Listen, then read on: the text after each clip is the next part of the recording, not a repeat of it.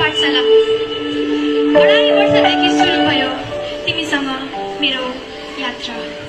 मसँग अरू धेरै थिए साना साना छात्र र छात्रा। बोलाउँछु विद्यार्थी जो बसेका छन् तराई हिमाल पाखामा। बोलाउँछु विद्यार्थी जो बसेका छन् तराई हिमाल पाखामा।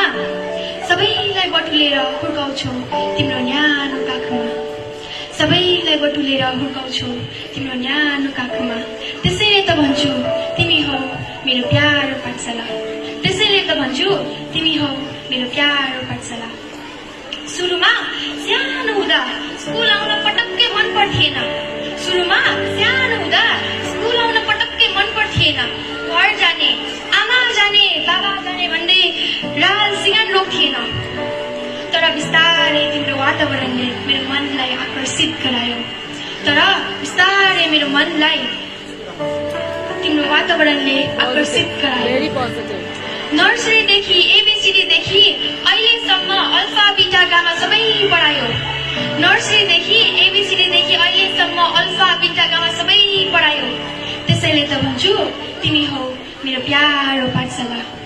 त्यसैले त भन्छु तिमी हौ मेरो प्यारो पाठशाला। ल्यायो विभिन्न स्थानहरूबाट हामी सबैलाई। ल्यायो विभिन्न स्थानहरूबाट हामी सबैलाई। तर बाँध्यौ एउटै सम्बन्धमा हामी अपरिचितहरूलाई। तर बाँध्यौ एउटै सम्बन्धमा हामी अपरिचितहरूलाई। भेला गरायो हामी तिमीले सबै पढाएर अन्जान। अब बिस्तारी भयो र गर्न सिकायो एकअर्काको सम्मान। र गर्न सिकायो एकअर्काको सम्मान। आउँछन् यहाँ विभिन्न जातिका विद्यार्थीहरू। आउँछन् यहाँ विभिन्न जातिका विद्यार्थीहरू। नेपाली, बङ्गाली, मुस्लिम, बिहारी, आदिवासी इत्यादि। तर बस्न सिकायो भएर सर शरीर एक प्राण।